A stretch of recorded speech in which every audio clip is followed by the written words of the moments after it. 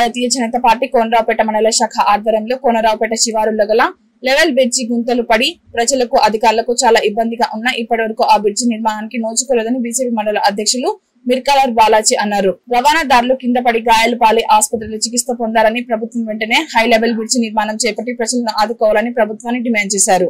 మండల కేంద్రానికి కూతవేట దూరంలో ఉన్నటువంటి ఈ బ్రిడ్జ్ కాళేశ్వరం ప్యాకేజ్ నుంచి వస్తున్నటువంటి సీపేజ్ వాటర్ నిరంతర ప్రక్రియగా ఇక్కడ నుంచి వెళ్తూ ఉన్నాయి. అలాగే రోజు ఉద్యోగరీత్యా వెళ్తున్న అధికారులు కావచ్చు, అత్యవసర పరిస్థితుల్లో ఉన్న అంబులెన్స్ కావచ్చు, ఇదే గుంతల రోడ్లో ప్రయాణం చేసి రేపు పొద్దున ఏదైనా ఇబ్బంది ఉన్నది అని అంటే ఈ రోడ్లో ప్రయాణించడానికి చాలా ఇబ్బంది.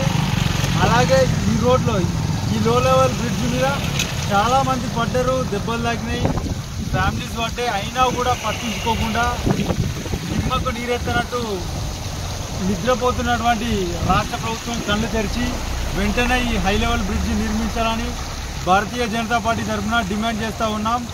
ప్రజలను మభ్యపెట్టి గద్దెనెక్కినటువంటి ప్రభుత్వం ప్రజల కోసం ఏం చేయలేదు అని చెప్పడానికి ఇది ఒక బ్రిడ్జి నిదర్శనం. గుంతలు పడి నీళ్లు పోతూ ఉన్నాయి, జనాలు జారి పడుతూ ఉన్నారు. అలాగే ఇక్కడ ఒక హాస్పిటల్ ఉంది, ఇక్కడ ఎంఆర్ఓ ఆఫీస్ ఉంది. రోజు అధికారులు వెళ్తూ ఉంటారు, అధికారులు వస్తూ ఉంటారు. దీన్ని ఎందుకు దృష్టి పెట్టట్లేదు?